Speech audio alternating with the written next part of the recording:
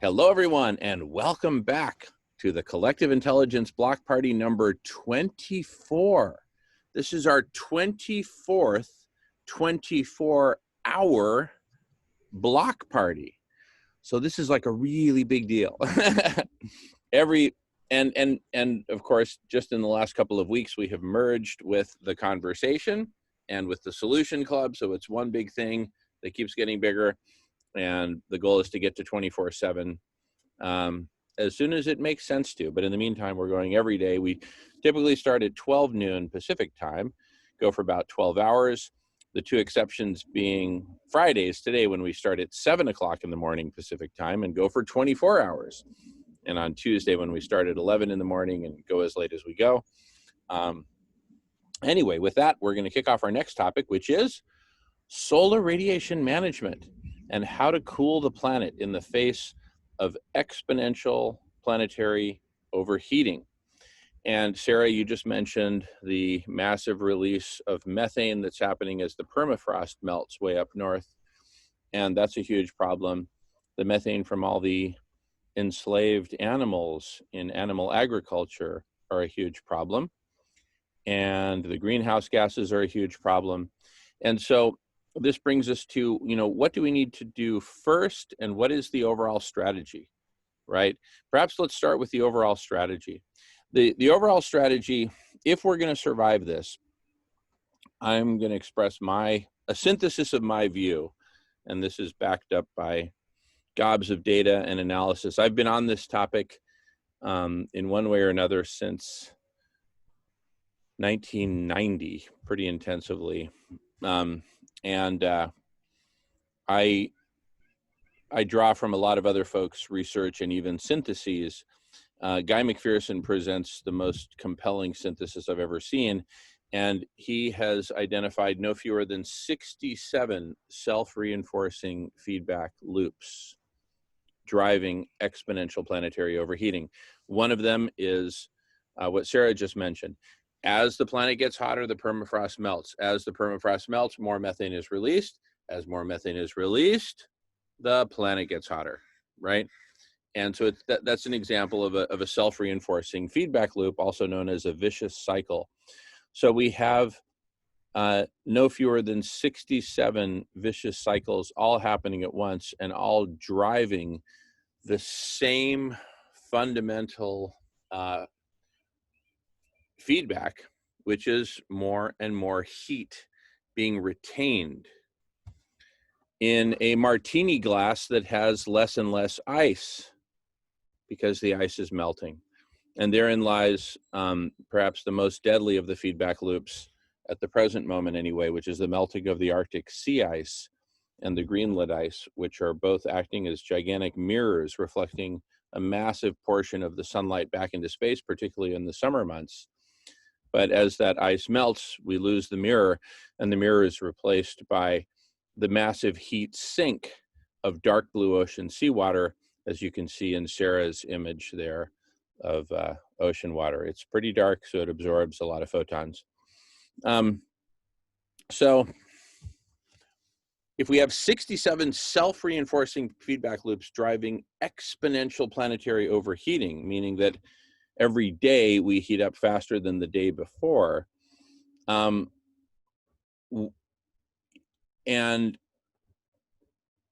it's been predicted for quite some time that if and when we lose the Arctic sea ice and have an ice-free Arctic in the summer, which of course is when the sun is shining the brightest on the northern hemisphere, we will get massive heat absorption above what we normally get, because again, we lose that mirror. And that's been predicted to be the final tipping point, that once we cross that threshold, there's no turning back. And we could potentially cross that threshold later this year, late summer, early fall. And so the situation is dire beyond any words that I can express. Now, it just so happens that there is a solution, and it's a solution that a very small percentage of humanity knows about. And that's a tragedy compounding the tragedy, because this should be something that everyone knows about, everyone's talking about, and everyone is pressuring their own governments and working with their own governments to make this solution happen. The solution is called solar radiation management, which I abbreviate with the acronym SRM. And it consists of reflecting a significant portion of sunlight back into space before it even heats up the planet in the first place. You see, the problem with all the greenhouse gases is they're retaining heat that's been absorbed by the Earth in the first place. That's key. The greenhouse gases only operate on heat that's been absorbed. And so the radical solution to this problem in the short term, which is the only possible solution to this problem in the short term that I know of, is to reflect a portion of the sunlight back into space so that it does not warm up the planet in the first place. And we achieve that with mirrors, and we need a lot of reflective surface. We need millions of square miles of reflectivity in order to move the dial to the point that think of it this way. We need to stop this exponential planetary overheating and then get it to reverse, right? And I sometimes use the analogy of, you remember like in Monty Python, back in the 70s, where they'd show like some cartoon, very rough sketch cartoon of a bunch of people in black and white singing and la, la, la, la. And then this giant foot comes down and just goes squash, and everything is squashed, right? Okay. So if we have this, if you think of the graph of exponential planetary overheating, and it's just going up, up, up, up, up exponentially, we need a Monty Python foot to smack it, stop it, and reverse it so that we actually cool the planet, refreeze the Arctic, refreeze Greenland, etc. And there is only one candidate for that Monty Python foot, and that is SRM, solar radiation management. Sarah, you got your hand raised. Go for it. Question. Is it possible that you put the mirrors on either satellites, cell towers, because remember that planes are flying over, so you don't want them to be like confused seeing the mirrors like the pigs. So you got to put the mirrors somewhere, and you could go to some other planet maybe and put the mirrors, right? But where do you put the mirrors? Where do you get the mirrors from? And it's a diversion, even though COVID's real. It's a fucking diversion from this, because if anybody thinks it's not, then you're wrong, because this is a diversion. This COVID bullshit is a diversion. Yes, people get COVID, but you know what? You can wear a mask all you want. Stop eating animals. Stop eating animals. Prevent these future pandemics. We've already got the swine flu. It's already all over. It's the G4 swine flu. It just hasn't come here yet. Remember, COVID was all over the place, and then it came to the USA.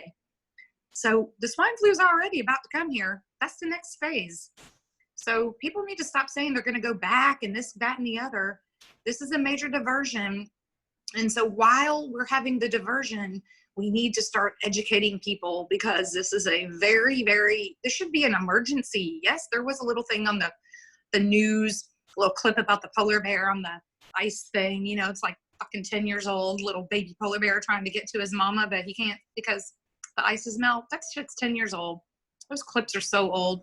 They need to get real and stop playing the same loop every day. I need to go into that TV station and put the freaking thing in the tape deck and play it. The real stuff. I'm willing to go to jail for it. We got to come up with a plan, because this is just a dire emergency. When Greta Thunberg said that our planet is on fire, that's no joke. We haven't even put the fire out. It's just spreading.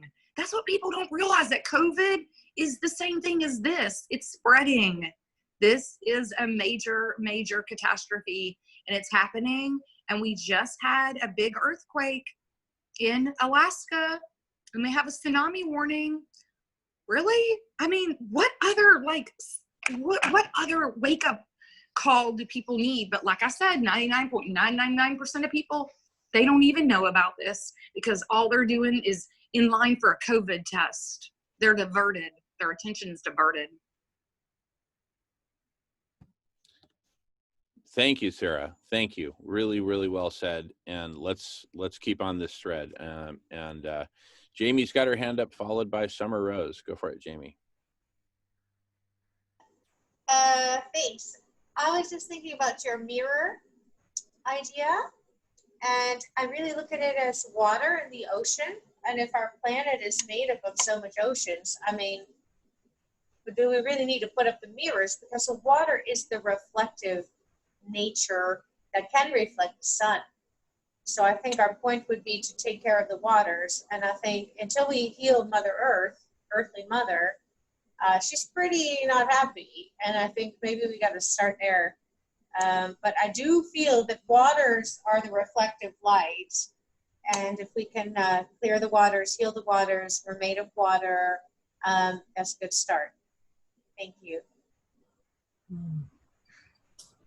Yeah, so I know my understanding is that 1 acre of hemp equals 30 acres of trees regarding their ability to reverse the greenhouse. Take that stuff out and put back oxygen. So I would, that's easy. I would even say we're willing to go to jail. Let's start growing hemp in our own backyards, anywhere and everywhere, for those who are willing to either go to jail or get a fine or whatever. But like literally, we can start doing this right now. Obviously, I agree with the diet. I've been vegan 25 years, veg 28 years. And for those who are kind of pre-gins, what I like to call everybody, because I hold space for those who are in transition, I just really like to, the idea that you might be hungry sometimes, I say, look at our planet. We have children, babies, mothers, fathers starving to death. That is hungry. So the times when my stomach just isn't as satisfied as I'd like it to be because I can't find, the food, the vegan food that I would want to find, okay, well, it's good to fast anyway. It's very good to give our bodies a break because it takes so much more energy and time to break down carcasses in our bodies than it does to break down plant material. So yeah, you're going to be hungry because the plant material goes through the system faster, so you have to eat more. Just make sure you have your little snacks, your trail mixes, your dried fruit. You'll survive. I promise you, you will not die of starvation if you go vegan. So those are some of the things I want people to understand. And I am doing something, I am trancing people. I'm a hypnotherapist, and I'm going to start doing group trances for those who want to give up meat and their addiction to meat to become plant-based. So if you know anyone who wants to become a vegetarian or a vegan, feel free to solicit my phone number everywhere. And I'll put that in the chat. That's my 2 cents. Awesome. Thank you, Summer. So has her hand up, followed by Jamin. Go for it, So. I don't know really whether I should be saying this in public because I could be sort of certifiable, but out of blue, I don't really do anything much alternative. I think I might come under the kind of lifestyle that somebody mentioned that it was called radical simplicity. So I've been on that journey for a long time, like not really consuming much and definitely not taking up much space because that is a major issue for me. But recently I had this strange desire that was to bandage people from a distance in my head, like imagine myself bandaging people. And I mentioned it to a couple of people, sort of thinking they would probably think I was quite crazy. And they said it was Reiki. And that's what people involved in Reiki do. So I've got this theory that somebody in this group zapped me with Reiki abilities or something. And then I started to think that, okay, so if you can remote bandage people, you know, to heal them with stuff. Maybe you could remote bandage people into vegans. So I'm trying to convert people into vegans by remote bandaging them. So they don't know if I'm doing it or not. I just think of them, and I'll just wrap, you know, I might wrap their stomachs up in a bandage, and then I might take it off again.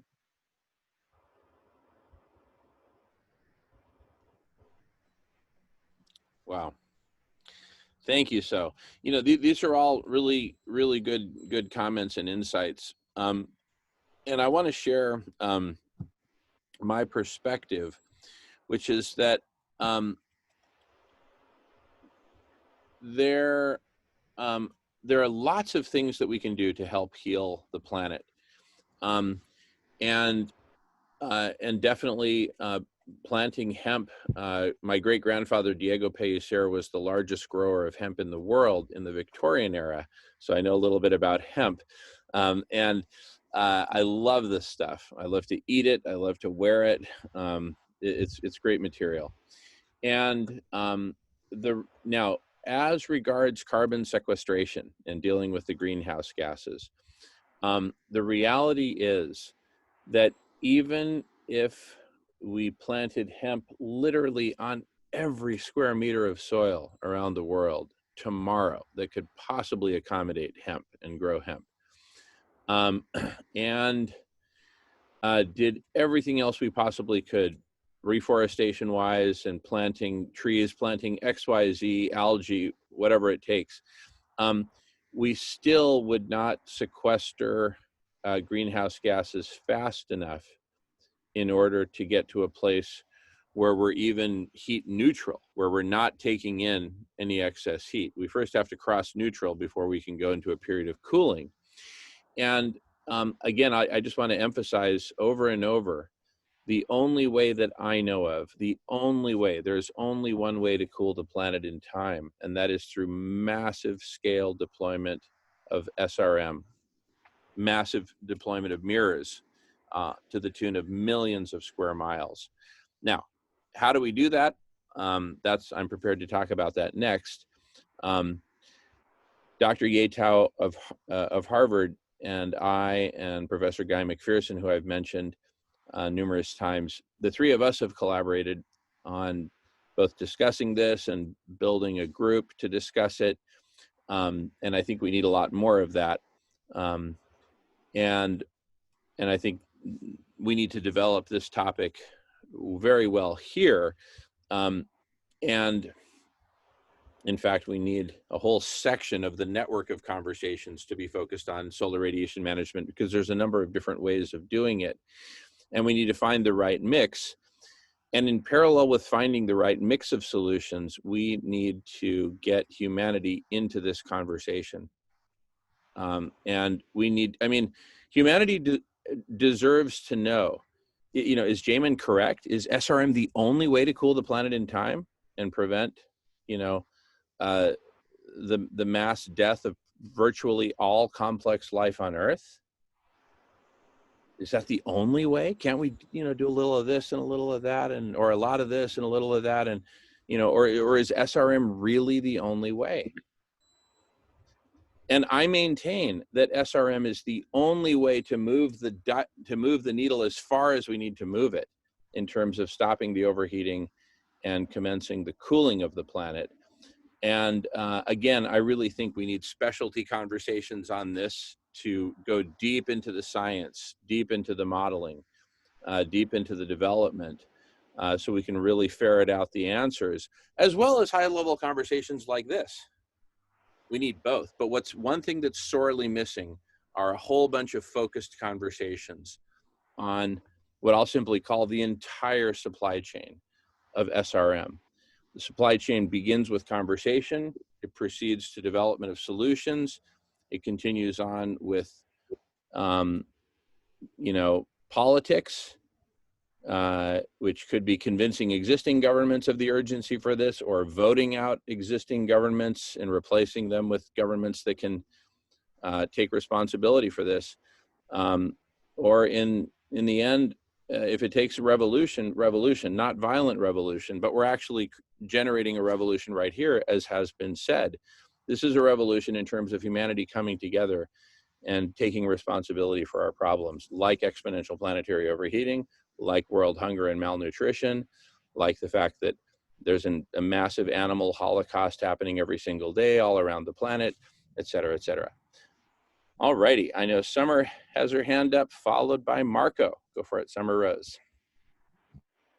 Yeah, so this is kind of an interesting fact. I just posted the article from the BBC inside of the chat, but there is, I mean, Mother Earth is like ready to kick our ass. Like there is a new tick on the block that apparently if you get bitten by this tick, you become allergic to eating meat.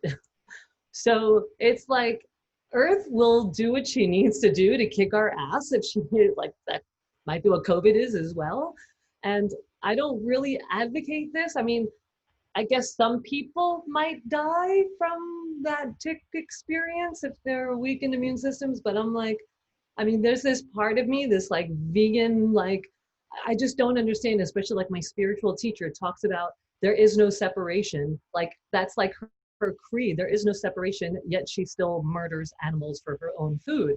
And I'm like, and I just don't get it that there are these people that are just so awake in some areas and then just still sleeping in other areas. So I don't know, I just thought it's interesting to know that we're all in this together. We're more, we're more in some ways able to do things on this planet that other animals, like that a simple tick can do. But that in the bigger picture, I think it's really important for us to rest in the knowing that all will be okay no matter what. Maybe humans won't survive, but the earth is freaking amazing. Even with the little snails that I have, all I put in my little cage is dirt and snails, and then I feed them. And then every month or so, I change the dirt, and there's little bugs that have been born just out of the dirt and the mixture of the decomposing lettuce and whatever that winds up being inside of this cage. So it's really important. It's really important. You know, there is no way to peace. Peace is the way. No matter what we're going to be sharing with people, if we're not coming from a place of understanding that we've all done things that are fucked up and hurt ourselves and each other and the planet, that it's really important to come and trust that people are doing their best, even if they're not. Just it's a better place for us to be standing in, because I think most people are doing their best and they're just unaware and they're addicted, and that's a problem. You know, meat is addicting, cheese is addicting, driving your car could be addicting for some people. So yeah, just less is more, and be the change by being the peace that you are. That's the most important thing, I think. Thanks. Jamie.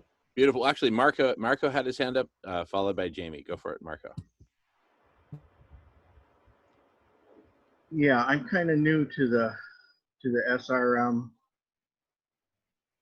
idea, but seems like a pretty massive thing to do. Like everything has to be done on a massive scale right now. But while we're contemplating and working on SRM, doesn't it make sense to still plant hemp, plant trees, and all those things? You know, every little bit contributed to the problem. Every little bit can help the problem. Because not all of us are rocket scientists, so we're going to do what we can. Yeah, really, really good points there, Marco. I'll address those after Jamie. Go for it, Jamie. Okay, well, I love the conversation. With my studies, like my own esoteric wisdom, self-realization journey, I love to imagine, and since I think we're still talking about imagining our new reality in this conversation, I like to really imagine that it's already done. I like to imagine that it's already finished, not because I imagine it, because I already know it is. I already know that the planet Earth is going to be fine, and it may shift from 1 to 2. and the one, and it will. And whether you're on the other side or this side, I'm not sure if we should fight the fight to, like, we got to save planet Earth, but at the same time, we're developing a new Earth with our imagination. So I love the conversation. I love everything we can do, and we're going to do it because it's what I call a highly evolved civilization, which we're creating. But I really want to focus on that it's already done. And so we can say all these things and we'll do all these things. But in the end, it's like saying a prayer. And I learned from quite a few scientists and wonderful masters. The new way to pray is to say, you realize it's already done. But I realize in my heart it is actually already done. The war is already won. I don't like the word war. Words to me are very important. Fight, the word fight, I don't like. But okay, we'll use it in some context of poetry and imagination. But for me, it's already done. And if we're going to be Imagineers, we're going to imagine that it's already done. And this brings me a lot of joy and hope. It just makes me so happy. And this conversation just sparks me to say this, just to share. Thank you. Love it. Love it. Summer Rose. Yeah, just to piggyback off what Jamie just said, if it's true that quantum physics says there's only one of us here and there's only right now, as long as we're here, that means we survived. We freaking did it. So yes, Jamie, I totally agree with you. We freaking did it. It's just that the material world takes a while to catch up with the energetic world because it's energy first and then it becomes materialized. So the old paradigm of power over others and destruction and take it all is still playing out, but the new light and the new world is ushered in underneath. So it's already, like you say, it's already in process. The energy is ripe, it's fertile, it's ready to give birth. It's just like maybe we need a couple of more people to like plop in for that critical mass to just like, you know, have like the sleeping people wake up and say, I feel like I need to do meditation and yoga today for some reason, you know, is sort of what I think will happen once the critical mass shifts. Or what the heck am I thinking eating meat anymore? Like, what was that? Like, I just think like this consciousness will just really, you know, be like a domino effect across the whole planet once we hit that critical mass on the physical level, because it is my physical body that is thinking these things. So without enough physical bodies being here and really getting it, we're not going to see it massively until we're all there. And we're getting there because we're here. We're coalescing now into the one being of the new world. So yay. Yeah, the collective consciousness. And then like at the end of this call, I know I will say, wow, my prayers have already been answered because of this conversation. And I'll say, it is done, it is done, it is done. It's already done. Thank you. Question with the mirrors. If I have like these little pocket mirrors that are just sitting in bags, should I just go throw them in my yard, or I mean, will that help? Should we all do that? I mean, the reality is, I want to build off what Jamie just said, but the reality is, Summer Rose, even if you put a little speck of aluminum foil on the end of your ballpoint pen when you're riding in the park, that helps because that's reflecting photons back into space. So every little speck helps. Which is kind of like saying, you know, putting out a collection tin for NASA in 1960. It's true, every little penny helps, but in the end, it's going to cost, you know, hundreds of billions of dollars. So yes, every little square centimeter of reflectivity helps, but in the end, we need to add it all up and we need to get on the order of, you know, 3 or 4 million square miles, which is like, you know, a number of states in the American Southwest. You know, it's a really, you know, we're talking about a small but not insignificant percentage of the planet's surface area. The sum of all these mirrors needs to equal that. So at some point we need to break out the big guns. So yes, putting mirrors in your backyard will definitely help. There's no question. right? I could wear an aluminum hat and it would help. But the sum total of all that help, right? The sum total of all that help needs to add up to millions of square miles. And so, and it's such an urgent situation, right? So now I want to go to where Jamie's coming from, because I'm really inspired by this. So it's already done. It's already complete.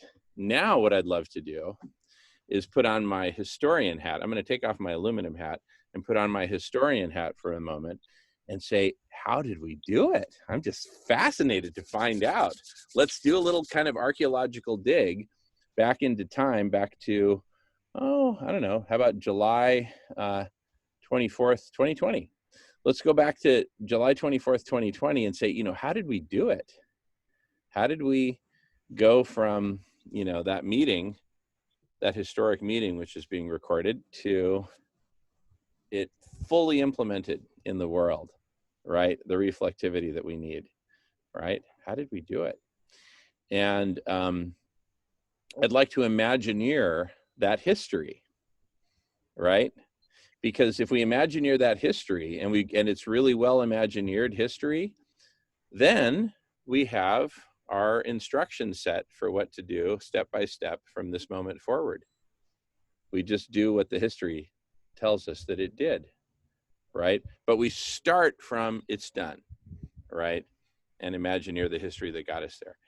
Sarah, you got your hand raised. Go for it.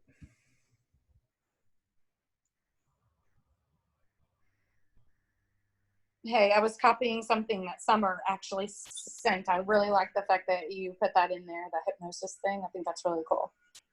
Because I did Marissa Peer. I don't know if you know who Marissa Peer is. Oh yeah.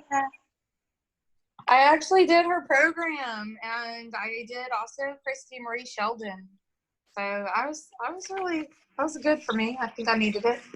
Okay, so my question to you is, Jamin, is why is Dr. Rao, he's an engineer, a systems engineer, why is he not putting forth a plan? What's the deal? Yeah, no, that's a really good question. And let's ask him that when he returns at 7 p.m., if not sooner. And I first started talking with Silas about SRM, maybe late summer last year. And I put the question to him, Sarah, similar to what you're asking, except I put it in the following terms. I said, Silas, do you agree that we need SRM, that we need, some form of reflectivity, to reflect sunlight back into space? His answer to me, well, it's obvious that we need to do something like that, right? And, so, and I also want to point to what Marco said, because what Marco said was pretty profound. He said, hey, wait a second, yeah, I get it. Maybe that is vital that we do SRM, but what about all these other things that, non-rocket scientists can engage in, like planting hemp? Doesn't it all help? And the answer is yes, it definitely all helps. So why is it that I'm in Marco's face about SRM? Hey, Marco, look, I'm getting in your face about SRM. Marco, SRM. Why am I getting in Marco's face about SRM? Right? To answer that mystery, here's what I'm going to say. So Marco, it's true. I may not, humanity may not need you in some laboratory doing calculations about, frequencies of photons, reflectivity, absorption, scattering, or whatever, because you may not have the background for that, or you may have the background for it, but just that bores you to tears, so you'd rather do other things. So why, Marco, am I in your face then about SRM? Because I need you to tell your friends and family about SRM, and your neighbors. Friends tell friends about SRM, right? And let's get, I think Jamie's whistling at me, so I'm going to mute you, Jamie. So what we need to make this a massively popular thing. Look, just like in the 60s with the Apollo program, it's not that everybody in the world was in training to be an astronaut, but everybody in the world was holding up their lighter when the rockets took off, right? So, and everyone was supportive of it and agreed to pay taxes to support it and all that good stuff. right? So it's kind of like that. We need a massive popular movement, you know, supporting this, right? And demanding it and talking about it, making it water cooler conversation, and making it a key issue for every politician in every district. You know, we should have mayors of cities signing proclamations and wearing aluminum hats and painting, you know, City Hall silver, the roof silver, and whatever. Anyway, so, but let's get more into this. But I really love the it's already done, and then do the historic visioneering, imagineering. All right, Summer Rose, followed by Ray. Go for it, Summer Rose. Isn't that what geoengineering is doing though? Don't they have like particulate up in the sky that's reflecting back the sun? Isn't that already happening on the political level? So I'm curious about that. Yeah. So there's, you know, this whole chemtrails thing, and it's true that chemtrails reflect sunlight back into space. That may even be their main intention of doing it. But to whatever degree chemtrails is being deployed and reflecting sunlight back into space, it's not enough. We need, and also I think chemtrails are the dumbest idea ever conceived, for a whole bunch of reasons that are basically obvious to all of us. So I don't need to name a single one of them. But the reality is SRM, to the extent it's being done, and it's being done every time anyone paints their roof white, but to the extent it's being done, it's not being done enough. And we need to really break out the big guns. There is no substitute for the big guns. Ray, go for it. What about ocean plastic, or all the plastic that we're attempting to recycle? Some people are recycling it, some are not. There's certainly an illusion that there's a lot of recycling going on. I saw the presentation for the solar radiation management with all the different reflectors floating in the ocean, and they're submerged when there's a storm or something like that. They've got technology to repel whales, and so, you know, paying attention to the biology around, and also technology to absorb and turn the sunlight into energy. But what about just simple fixes that are like a multiple benefits of cleaning up the ocean trash and turning it into something white and reflective? Doesn't need to be mirrors, it just needs to be reflective. Is anybody trying to solve two problems at the same time? Not that I know of. I mean, I've heard that idea talked about. I mean, if there's this massive island of floating plastic, right? One thing that would make sense to me would be deploy a massive oil boom all the way around it to contain it, and then put a layer of reflective material over it to reflect sunlight back into space, right? I think what you're talking about might be something more sophisticated, Ray, where you basically take that plastic and process it somehow to make it reflective, maybe grind it up into superfine powder that's reflective, or I don't know what. Does it need that much though? I mean, what color is it? It's not black. So if it's erring on the side of white, if plastic bottles tend to be closer to white than black, then they're reflective. Like a middle gray would be 50% reflective, so anything brighter than that. So just taking drinking bottles and stapling them all together into a big sheet and using that to reflect light back. I'm just making stuff up here. But yeah, our trash and turn it into something useful. Yeah. I think, yeah, you know, so exotic solutions like that, I imagine, are possible and would probably require a fair amount of development. In fact, I'd love to see dozens of conversations about SRM and different SRM solution possibilities being developed right here within this network of conversations.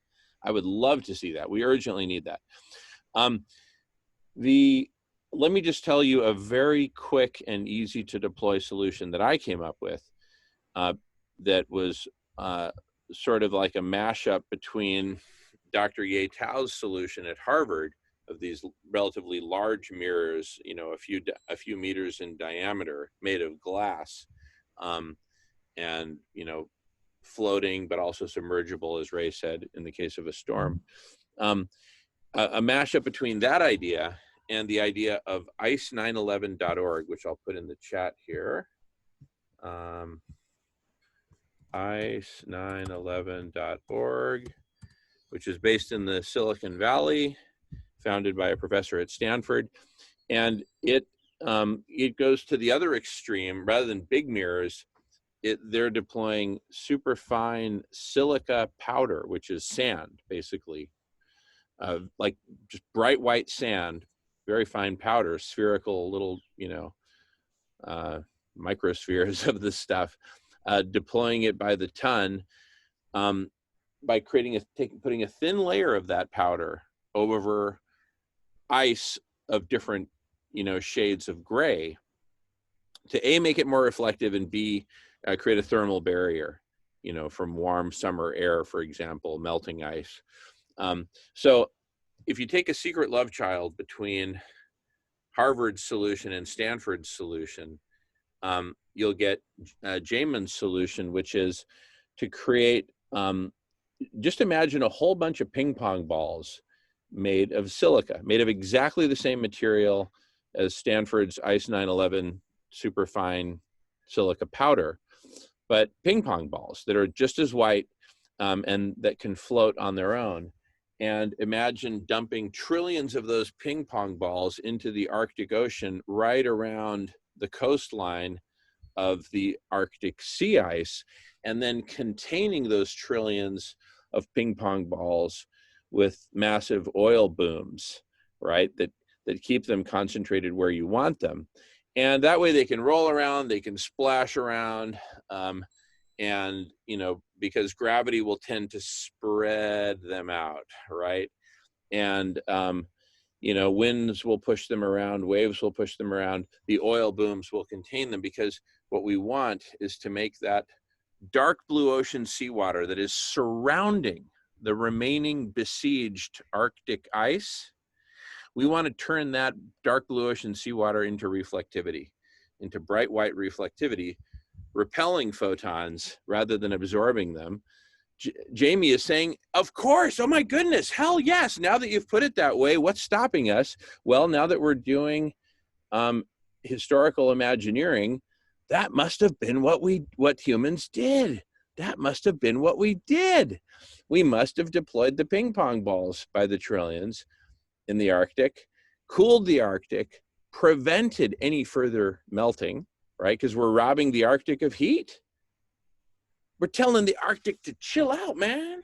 You know, those 100-degree temperatures with all that melting permafrost and farting methane and all that stuff, that's just not cool, you know? So Arctic, chill the bleep out. And if you need trillions of ping pong balls to do it, well, let's set up the industrial machinery to pop out those things like popcorn. You know, we've got the technology. This is like the $6 million man from the 1970s.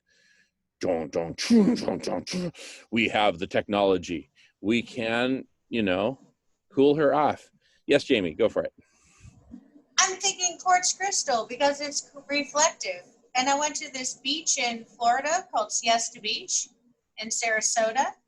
And it's a whole beach made of quartz crystal. I had an awakening experience there. It's like just putting these little grains of sand everywhere that are reflective. They're crystal grains. Well, yeah, that's basically the Ice 9. That's the Stanford solution. The Ice 911 solution is except it's using this superfine silica powder. Anyway, Marco has his hand up, followed by Summer Rose, and then it looks like Ray also wants to check in. Go for it, Marco. Yeah, actually, I want to say it was somewhere in California, but I'm not sure. But a couple years ago, I saw where, you know, when the droughts were getting really bad and they were actually, you know, the reservoirs were evaporating away, they took dump truckloads of like ping pong balls. I don't think they were actually ping pong balls, and they just dumped them in the reservoir and avoided, you the evaporation that way. So that idea sounds pretty good. Yeah, The yeah, other, yeah. the Go other ahead. thing is anytime like, we're taking a part of the ocean, and we're reflecting the light away that would go down there, are we damaging sea life? Yeah, and my answer to that, and this is with no disrespect to sea life or any kind of life, is that even if we do end up damaging certain parts of the sea life there, better that we damage part of it than not deploy these solutions and lose all of it and all of life on Earth. I mean, we've simply gotten to the point, and here's where I use the analogy of the firefighter shows up at the burning house, about to break out the big hoses and hose the whole thing down. And the matriarch in charge of the house says, whoa, whoa, whoa, whoa, whoa, whoa, whoa. If you blast that hose through that window, you're going to soak my mattress. And I do not want a wet mattress. And the firefighter says, look, lady, either I put out the fire, in which case some stuff is going to get wet that you don't want to get wet, or your whole house is going to get burned down, including the mattress, right? So, which is it? Basically, and by the way, you know why that conversation never happens? It's because when you do the math, everybody already knows the answer. That got worked out centuries ago. You break out the hoses, you put out the fire, and then you deal with the aftermath. Everybody knows it. So if the firefighters around the world know it, why can't we apply that to Mother Earth? We're burning up. We're about to die. We'll be dead in a matter of months if we don't do something like really fast. Now, this is a historian doing Imagineering a historical interview from the past, so nobody get freaked out because it all actually got solved. But part of the pathway for it to get solved was that somebody had to speak up and say, hey, there's a problem here that needs to be solved. The solution didn't just like land in the middle of the night from UFOs. That'd be kind of nice. I'd love to wake up to a whole bunch of mirrors in the oceans and the Arctic and on the deserts and on roofs. Oh my God, that would just make my life. Seriously, okay? It would make my whole life. But you know what? As a volunteer firefighter, I can't count on that. And if there's something we can do to put out the fires, let's do it. Again, this is historical Imagineering because we actually solved it. Okay, I see Jamie raised her hand, but I know Ray wanted to talk, and I think Summer Rose.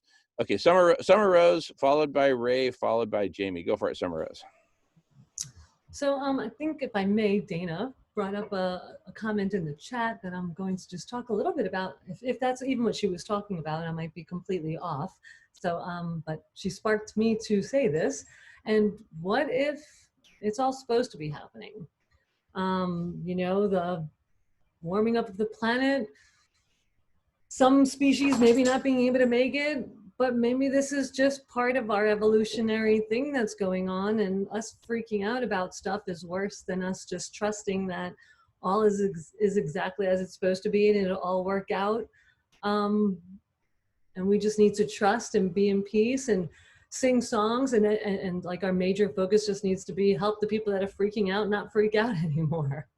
And that's the main thing we should be focusing on. I wondered what the heck was going on the other night when I saw this house burning down. There were kids in the attic. They were screaming. They were getting barbecued. And the firefighters outside were holding hands and dancing in a circle and singing, "It's all perfect the way it was meant to be. Why should we ever intervene? Ha la la la, tra la la la, tra la la la la." And then you could hear the kids screaming in the background, ah, their last screeches of life as they were getting barbecued. Anyway, we got Ray next in the queue, followed by Jamie, followed by James. First, Summer Rose, I want to give you a chance to respond because go ahead, and then Ray, Jamie, and James. Well, I had a better metaphor than that. It was that a lot of religions have their faith based upon you pray for something, but you have to be the hands of God that do it. That strength, that power will help you do what needs to be done rather than sit around and wait for the act of God, right? I'm not going to say this is, sitting and waiting is active. being energetically in a vibrational frequency that world peace is here and we all survived is an extremely active and powerful thing. It is never doing anything. Just wanted to clarify that.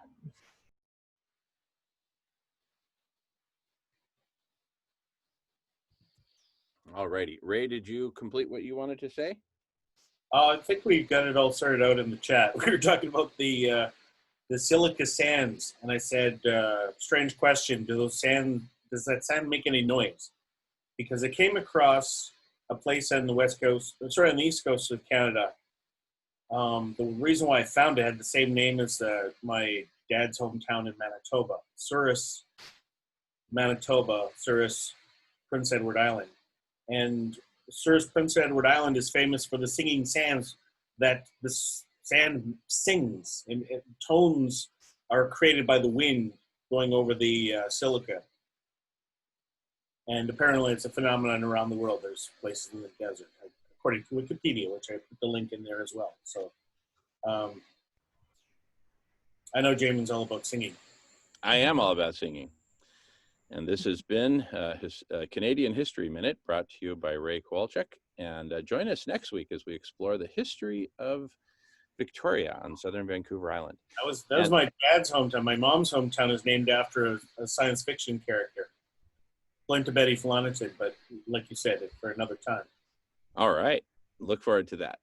Next up are the Irish twins, Jamie, followed by James. Go for it, Jamie. Hey, I forgot what I was going to say, but you guys are totally amazing. And I am, in fact, Irish of heritage. But, you know, I had something to say when I raised my hand, and now I forgot it. And I just feel as though this is our imagineering of the best place we ever knew. This is, I read a book written by Neil Donald Walsh, Conversations with God, but the fourth book was called Awakening This Species. And it was really about this highly evolved civilization. And I think that's what we're bringing into the world through our conversations. And it brings me so much joy to connect with people who want this. And I thought when I read it, I would never, be alive for it. And now I am. And I know I am. Woo! I'm so happy. Thank you guys. You guys made my world. Well, listen, you made our world, Jamie, because guess what? This would not be the same without you and your singing and your voice and your heart and your imagineering, and you're reminding us that it's already done. Hey, quit freaking out and get on with it. Done. In my heart, it's already done. Like, I know how it ends. I already know how it ends. Like, I believe it. I know it. It's not, it's more than belief. It's a knowing. It's a knowing. Yeah. Gnosis. I don't know if you know that word, but it's an absolute gnosis. But going through the process and this like roller coaster and this joy and this fun and a Friday night with you guys, it's been the best blessing in my whole life. Namaste. I love you. Mwah. Love you too, Jamie. Thank you so much. Oh my goodness. All righty. And now, speaking of Irish twins, all the way back to Ireland herself and the city of Cork in Southern Ireland. James, brother, tell us how it is. All right, Jim. Thanks, man. Yeah, I'm just taking it from your point of view there, as you were saying there, like looking at it from the point of future archaeologists coming back and asking, like, okay, we know that the planet was on a destruction path, and it was man-made for the most part. What brought about the change? What saved them? What saved the people? What saved the species? All life on Earth. And yeah, if you dig far enough, you'll find out the key, which, at this point in time is the SRM. That is the key. there is only one way we can go forward, and as much as everybody is you know, genuinely committed to their own beliefs and their own ideas about how it might go, or what way it could go, or what way it will go. The fact is that it can only go one way at the moment, and that is the heat is building up, and we have to, like, it's as simple as this. If you put a cake in the oven and you turn on the heat, if you don't take that cake out sooner or later, it's going to spoil, it's going to burn, and that's as simple as that. So we're on, as Greta Thunberg said, we're on a boat. The Earth is our own ship. It's our life raft in space, and we've set fire to it. Basically, that's what we've done. So yeah, an archaeologist, a future archaeologist would come back and say, what was the key? The key was SRM. But what brought about the key? The main thing that brings about the key and bring about the actual is the fact that we're all divided. First of all, they would see that when the whole planet is divided, 99% of the planet doesn't even know that the planet is exponentially heating anyway, and that we're all on the way out. That is why the majority of people are divided. That is why the majority of people, as good as they are in their own hearts and good with good intentions, they may have all sorts of ideas as to how we can tackle this problem. But we already know we're 26 weeks into the block party, or 24 weeks into the block party. We already know from future conversations that there is only one way to deal with this problem. And that each week that this goes by, this problem exponentially gets worse. Now, I'm not sure if many people follow. As I said, I follow a lot of weather, news, geopolitical, the whole situation, because it's all connected. But it's snowing in Saudi Arabia. The forests are on fire in Siberia.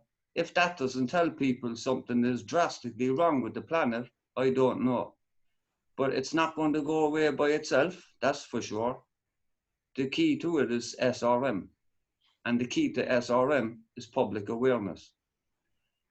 All the other ideas that can be implemented, no doubt, will all help, but none of them will do the job sufficiently enough to solve it. SRM will at least give us a chance to have time to act with those other situations in a matter of priority. And we have to figure out what the priority is. And I think that that's what the future archaeologists would figure out. They figured out the priority, SRM. Thanks. Thank you, James. So a couple of people in the queue. Now, Jamie, it looks like you've got a quick comment. I like to allow quick comments after someone. Yeah, it's very quick. Yeah. It's very quick. And I think we can say the solution is SRM, but the solution to me is love. It's just love. It's our essence, it's our being, it's what we are before the fight. Yeah, so it's just love. So I believe there's so many things to do, but we have to do it from the thing before it, which is our essence, which is love. Thank you. I actually agree with Jamie, as I'll talk about in a bit. Next up is Summer Rose, followed by Danny, followed by Jamin. I'm actually going to speak for Dana, because it seems like she may not be able to speak, but she is able to text, and she's texting quite a lot. So I just wanted to bring her voice into the conversation by reading her chat. And she said, if we are talking about global warming, I believe that human-generated factors are only a small contribution to a bigger cosmic phenomenon going on, as Earth is moving closer to the center of the galaxy and into more intense zones of cosmic radiation. I want to educate myself more on the dynamics of this, but I do believe that this is all part of the Earth's trajectory of evolution, and indeed the larger movements of the universe. Just a perspective. And then she continues on by saying, there's been cycles of evolution and species extinction before. How do we know the planet is not going into a new homeostatic baseline? If there are indeed large-scale cosmic factors going on, anything we can do down here will probably be minimal in comparative impact. I didn't make this up. I first learned of it quite a few years ago now. Greg Braden is one person who talks about it in some of his presentations. Continues, I am not suggesting we will go extinct, but rather that there is a process of adaptation that will occur to a new norm based on much larger universal movements than just what's going on at the human level. And yeah, I kind of agree with that too. We're just one planet in a ginormous universe that's also heating up apparently. So what can we even do with our own atmosphere and our own planet that other planets need to do? I mean, there are some planets that are just boiling hot. So I do kind of wonder how, and I've thought about this for years, especially as an activist who's like going out there and trying to like overcome all the bad stuff, quote unquote, I say, that's taking place. And I've thought, well, as a spiritual being, everything's okay. It's all good, right as it is. Just like a baby being born, there's pain and there's blood and there's contractions and it's this and that and this and that. And it's like, what we're going through right now is a rebirthing of our planet. So unfortunately, with that will come death, will come pain, will come things breaking down, and things have to break down to break through. So again, I will say, Jamie, I agree. I think the most important thing is just coming at this with love, coming at this with trust, and vibrating on that frequency is super important. And I say this just because in case we don't have the technological or like the physical solution, like the SRM and the mirrors in the sky and the this and that, if we don't get there, or if we're feeling like the time is getting close, just stay in trust, stay in peace, stay in belief that we've survived and we've gotten over it. Like, no matter what we're doing, we could all be full of shit, but as long as we do it with peace and love and trust that it's all perfect the way it is and it's unfolding the way it needs to be, I think is still baseline what needs to happen. Woo woo. Hey, Mike. Yeah, welcome, Mike. And beautiful. Hey guys, how's my lovelies doing? Beautiful. We're doing awesome. And Awesome to hear. we've got more people in the queue since the social club at the end of the world. So let's work our way through it. We got Danny up next, followed by Jamin, followed by Marco, followed by Ray, followed by Sarah. Go for it, Danny. So I just wanted to touch base on a couple of the more metaphysical aspects. I was told months ago that the earth is getting a new soul. I don't know if it's here. I don't know. I was so stunned by the information. It was channeled information that, it hit me really hard. So, I mean, it's all good, right? But we know we're in a time of ascension. We're being called to rise up as a species and realize that we're part of a wheel, right? So we've got to take care of each other. We've got to take care of the planet. We have to take care of our relationship to the universe. I mean, that's why everybody's here watching us, It's like there's the chaos and the destruction that's going on the earth reverberates. So nobody here, maybe a few off the wheel, really ascended masters in physical being know what the earth is planning to do in response to this. I mean, the rest of us, we have science, we have some inspiration, some people get visions. And if all of that is an effort to take care of the earth, everything we do matters. How we respond to every living form matters. How we keep ourselves clean and in our best, warmest state of being towards each other matters. All of that contributes to we're being called upon in terms of our evolution, all of it. So I don't think there's one solution to quote unquote saving the earth, because in any kind of manifestation, you have to take action. So vibrational contributions are awesome, but there have to be steps in the material world as well, right? That's how you manifest anything. So if we have a singular dream, which is a beautiful, you know, paradise on earth where everybody's in harmony and nobody goes hungry and nobody's oppressed, and all these other shadow elements of humanity die off or shrink, you know, or integrate in a passive way and not a dominant way, then everything thrives.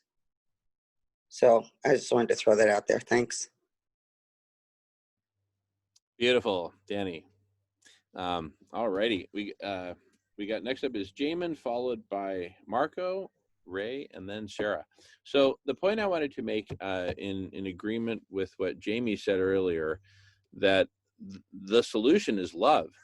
And I couldn't agree more, because the solution begins right here with us doing exactly what we're doing here, which is talking about stew and mirrors and how do we make this network grow, and isn't this wonderful, and singing and dancing and loving each other and loving our mother, our common mother, Mother Earth. You know, before anything gets done, a lot of this has to happen. And we're just getting started. We're just scratching the surface. We're like the lifeline to the network of conversations, which my historical imagineering says will evolve from this conversation. A whole network evolved, and all these SRM solutions started getting developed, and all this stew started getting cooked and delivered thanks to all these conversations. And so, just like Jamie's heart in the background there, the essence is love. The answer is love. That's it.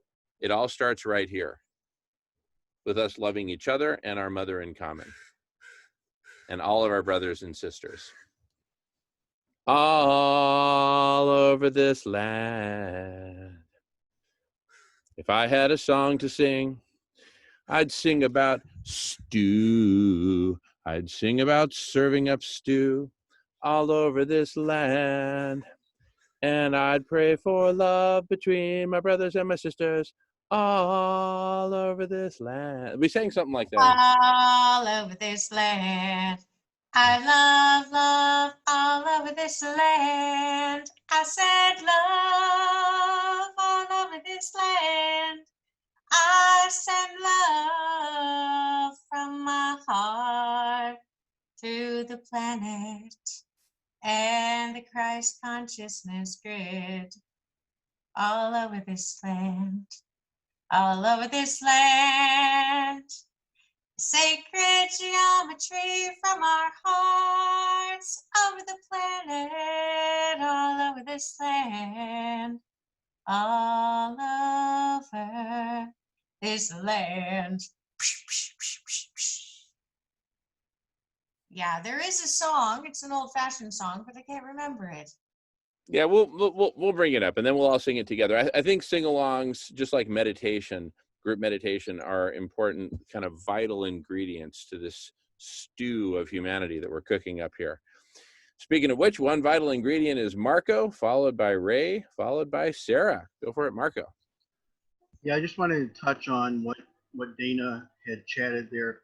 You know, the Earth has gone through several cycles of inviting and being accommodating to life and then rejecting it. We all have to remember that the planet is a lot tougher than we are, and you know what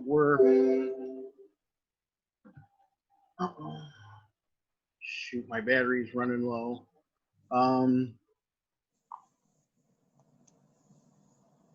The challenge here is, are we as smart as we think we are? Are we going to be able to manage the climate or not? That's the answer, and that's what that's the question. And the answer is some combination of SRM and everything else we can do. Awesome. Thank you, Marco. We got Ray, followed by Sarah.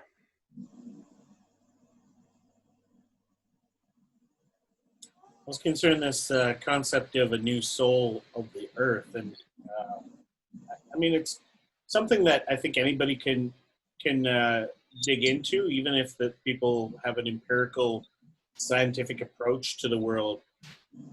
That crowd tends to believe in this geological epoch called the Anthropocene, which is the age of man. And what does that mean? I mean, the age of people, the age of humanity, the age where humans have more of an impact on the earth than forces of nature like the sun. The sun, so more power than the sun. That's a terrifying thing, and thus far we're not using it very well.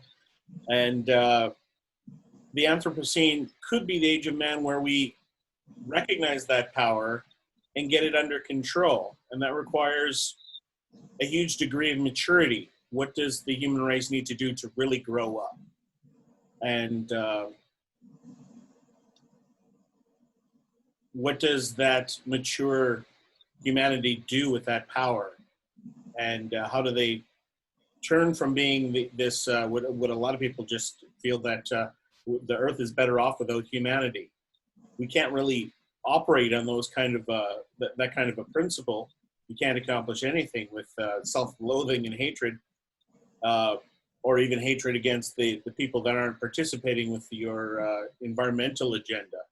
So, yeah, I think part of it has to be spiritual. It has to be like a coming to an understanding of faith. Faith in science, faith in Mother Nature, as well as all the spiritual meanings of the word. Having a faith that humanity is going to find the controls that we need and find our way. I find faith in strange things like the early Anthropocene hypothesis, which proves that we've actually been doing something good by being bad. The agricultural era has been putting carbon into the atmosphere long before fossil fuels has been doing it. There's very clear evidence of that. And that has not been a bad thing. That's been a good thing. We've actually eliminated an ice age and proven it points to a solution by which we can solve the current dilemma. And that's nature working on its own, despite our cleverness, despite how much we think we've got everything under control. So change what the Anthropocene means. Sailesh Rao calls it the thermostat species. We fought for, we created wars and that's been our defining feature. But out of the military comes all this technology by which we can measure the earth, and we wouldn't even know about climate change were it not for this technology. So we can be the thermostat species that measures the temperature of the earth and make sure that we maintain a climate that's best for biodiversity rather than all the things to destroy everything.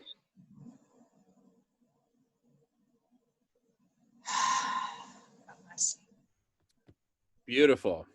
My goodness. I love all the perspectives, and I'm putting myself back in the queue. Sarah, you've been very patient. I appreciate that. Sarah, followed by what I'm calling chat, followed by Jamin. Go for it, Sarah.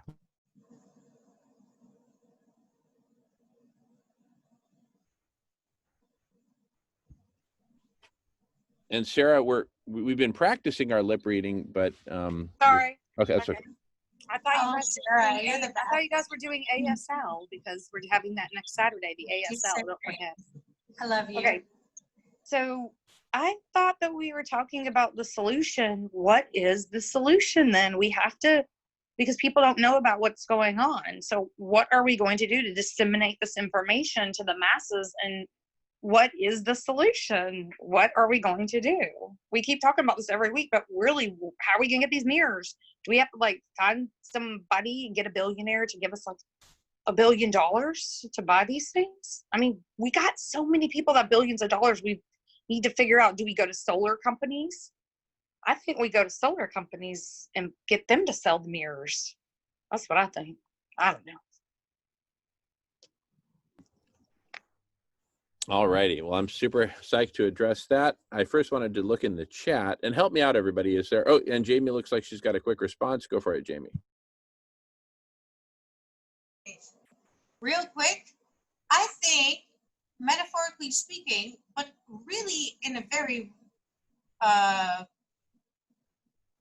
accurate way, we are the mirrors. So if we cannot get the mirrors, we can become the mirrors. We can become the light that reflects that.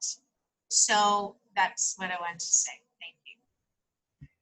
Beautiful, beautiful. All righty. So we got chat followed by Jamin. Summer Rose, looks like you got a quick response. Go for it. Yeah, I'll mirror Jamie. Mirror, literally, Jamie, no pun intended. And again, if we're peaceful or if we're in fear, we're giving off more heat in fear.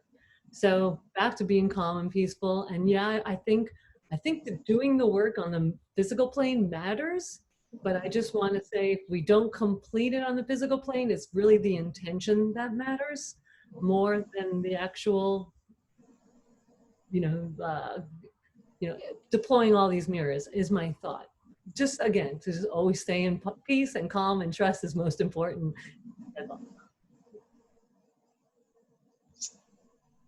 Beautiful. All right. So I want to check in on the chat before we go to Jamin. And let's see here. And help me out, folks. Is there anything that's been in the chat that we should address that hasn't been addressed? Anyone, anything anyone has seen? The idea that we are the mirrors is what Sarah had said. I love that. Maybe I missed it. I had to step out for a minute, but yes, we are the mirrors. Yeah, we are the mirrors. Yeah. High five. All right. If there's nothing else, Mr. Shively is ready to make a statement. Bum, bum, bum, bum. Okay, so thank you for the dancing, Summer Rose. So here's how I see it, is we are all right. And seriously, and just imagine that for like the next 30 minutes, each of us teleported to our own Zoom room where there were like 100 people just totally psyched with our particular perspective. So everything that Jamie has articulated, for example, there would just be 100 people with 100 butane lighters just going, Jamie, and she would address her people and they would echo back and they would work together and really develop, that platform. Same thing with everything Summer Rose has said. Same thing with everything Marco has said. Same thing everything James has said, and Dana and Ray and Linda and everybody, Sarah. So on and on, okay? And then we all come back together and we say, okay. And what you said. And what I said, exactly. Each of us will kind of have our own, our own Zoom room in which to speak to our flock, right? So now imagine that we've got hundreds of, tens of millions of people participating in this. And I like what, I think it was Summer Rose who said the other day, as soon as we have 10,000, 10,000 is a huge number. And we are so close to that just because there's all these clusters everywhere. The clusters are just starting to come together and we're all realizing what a dense matrix we're creating. And that we all need to keep coming together and do this systematically. It's nice when it happens by accident, but we need to make some stuff happen now on a big, big scale. So the way I see it is this network keeps growing. And there will be Zoom rooms for every imaginable position one could take, right? I mean, like literally, if there's, some dude with a shaved head and a white robe sitting in the middle of a circle leading a Zoom room, it's just like, it's all about just saying Om. Like all we got to do is say Om. There's nothing else to do but say Om. All right, and if there's, 97,000 people sitting there with him, they're all going Om, that's beautiful. Meanwhile, a bunch of engineers are working on different SRM solutions. That's beautiful too. Let them. Right? They don't need to have it out, right? They can all coexist and all these different perspectives can flourish. Because the way I see it is this is the way it's like, it's got to go this way. How else could it go? And for there to be harmony and for everyone to express their point of view, because, well, then how does this all net out? What's the net effect of all this? Is it nothing but a bunch of wasted time in conversation? Does nothing ever get done? Well, here's how I see it. In all these different Zoom rooms, right? Each Zoom room is going to be broadcasting to the rest of the network, some version of I gotta be me, and my point of view, and our point of view, and right? And so all this signaling is going on, and amidst all the signaling, some people start to venture over to Zoom rooms that they're now hearing about for the first time, and points of view that they're hearing about for the first time. So what's going to happen is there's going to be this dynamic reshuffling, this constant dynamic reshuffling of, you know, where are you hanging out today and what's your top priority today. You know, so somebody who used to be an SRM engineer might be in the ohm room with the dude with the shaved head just going ohm, and vice versa. There may be people from the ohm room who've now become SRM engineers, you know, so anything's possible. So now just imagine this whole thing is this giant Ouija board with a whole bunch of like Scrabble pieces on it, and we shake it and we shake it and we shake it. That represents the dynamic reconfiguration. In the end, a bunch of people are going to cluster around solution A. Another whole mass of people are going to cluster around solution B, etc. And if you stack rank them according to popularity, there will be the number one most popular solution, and then the number two, and then the number three, all the way down the exponential. And I predict that the number one most popular solution will get implemented. Right? I mean, or what do we expect? The number 1,743rd solution will get implemented, right? I believe the number one, sorry to interrupt, but the number one solution will be love. And if we start there, it's already done. Thank you. That's right. And that's why I love you. I love you so much. I love you too. I love all of you. I love all of us, right? It's a new collective. It's a new collective, and it's a smoke-friendly environment, and it's a shroom-friendly environment, and it's just a friendly environment, period. And so from Friday, if I get to spend my Friday night with all you guys, all y'all, then like I am so blessed. I feel so happy. Well, I am so blessed. Jamie, let this be your Friday night for every Friday night for the rest of our lives. Right here hanging. And any other portions of the week that you want to hang out in the network, right? So this will become the network that never sleeps. Right? You know, I might get a date one day. I was just divorced, so I've just got my own house and I've got my own sovereignty, just maybe to tell everybody. Like, I live in Holland, but I'm Canadian. Lived here for a long time, but I just divorced and found my sovereignty and have two kids, like 13 and 11 and a half. And I just feel so free. I feel like I'm connecting with my tribe. I just feel like I couldn't do this in my marriage, and I'm finding my child within, my sovereignty within, my passion from within, my poetry from within. I don't like to focus on the negative, but I want to research what's going on in these times, and I know exactly what's going on. But in this platform, I really don't want to focus on that. I want to focus on love and how it's already won. It's already done. Like for me, it's already done. And I live in this place where I know it's already done. I just got to go through this healing purification process. And it's a real blessing for the whole planet. And we are not alone. And there are benevolent beings helping us. There's very intense energies coming through. I'm feeling them. I'm by myself. I'm in a place where I have the freedom to be alone without anyone. Even my children with 50-50 custody now that started, when these energies come upon me and I live in my own home, my own home, I say, oh my gosh, I have to lay down because these energies are coming at me so strong. I can only lay down. It's like this integration of this new earth coming to be. I'm not sure if any of you guys have experienced it, but it's really happening for me. I really haven't told anybody about it, but it's really intense. And it's the perfect space for me to be able to just lay down when I need to, when the energies are really big.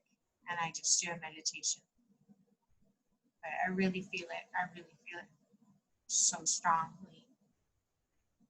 I haven't really told anyone. So if anyone wants to, you know, maybe jam in, maybe you, I don't know, but thank you for listening. And thank you for like the opportunity to share.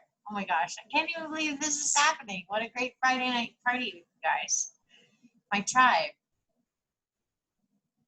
Totally, totally. Well, I am so glad you are here, Jamie. I can't put it into words. And Peter, welcome back, Peter. We're just in the middle of this super insanely awesome conversation. And hi, Peter. Peter, let's see your video, man. Let's see your picture. We have everybody who come in all different sizes and shapes. Let's see your video. Your Now let's see that hat. That looked like a cool oh, hat. there you are, my angel. I love you. This is what I do. we're all falling in love with each other. We're falling in love with our oneness. Yes, we are. Right? Yes. Mother Earth is falling in love with herself, right? Yes. That's what's happening. And we're all a part of Mother Earth. And yes, we have a degree of individuality, but I'd say we've got way more oneness than individuality. That's just my personal. I love you. Eliana. Eliana, welcome. Oh my goodness. Hello. Speaking of Love Fest, it's Eliana. It's perfect. And here comes Dr. Love himself, Michael Gallo. Another Dr. Love, Peter Melton. Oh my goodness. Everyone here is either a Dr. Love or a Doctoress Love. Michael, you're in the middle. You just landed in the middle of the biggest Love Fest. All right. Right? And that's why I'm calling you Dr. Love. You and Peter are love doctors. There's And Dana. showed There's a up. Dr. Love. And Dana, Doctoress You look Love. like Dr. Love today, Aloha, Dana. Dr. Love. Oh my Love Doctor Hey, checking in from the Mike swamp. tonight. Oh, that's beautiful. I got the swampy Love Doctor going on here in Santa Cruz. Oh, wow. I'm about to bust into some Kermit the Frog on you, I think. Swampy Love with Kermit. It sounds hot and wet. Nice. That's one of my favorite voices to do. Yes, Jamin. Kermit the Frog, It is a joy to be here with you, Jamin, and the rest of the collective party. Yes, why are Kermit. there so many songs about rainbow? And what's our other side? Okay, enough of that for now. Like viscous. I don't know, That's there's it. a quality to it. It's like bliss. It's a quality. It's the sweetness of the taste of it. It's like a secret. You can't tell, but your smile gives it away, and the sparkle in your eyes. Oh my gosh, you're like laughing and smiling about a little secret you know. Who is this Jamie Quinn Love Fest person? Nice to meet you on my path. Oh my goodness. Peter, just hang out and wait till you hear her sing. You gotta promise me you pull over when Jamie starts singing, because otherwise, man, you just gotta. Well, I never sing unless Jamin starts the song. All right. Well, what song shall we sing? Well, before we sing a song, I was wondering if you guys might like to hear me play the spirit drum. I'd like you to play. I'd like you to sing. You can talk like. La cucaracha. Thank you. La cucaracha, la cucaracha. If you're taking requests, I'd like to teach the world to sing. Oh, okay. Well, only if Jamin starts it. I'd like to teach I like the to share a world song my to sing. daughter sang. But I have to see it. Okay. I'd like to bring Teach the the world world to to you, sing. so In that perfect everyone can harmony. I'd No like money. Hold it in my arms and keep A it world company. beyond everyone money. involved. To teach I'd the world to like sing about a world beyond money. Happy and everyone can eat. Children too and elders too, and everyone We all got food to plants eat. fruits. And we're living on a planet that's cool because we finally got our heads out of our asses and did planetary scale SRM.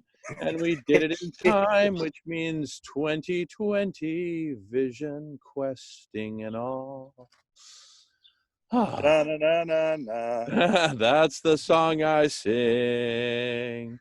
To I make sing What it the loud world and needs proud. today.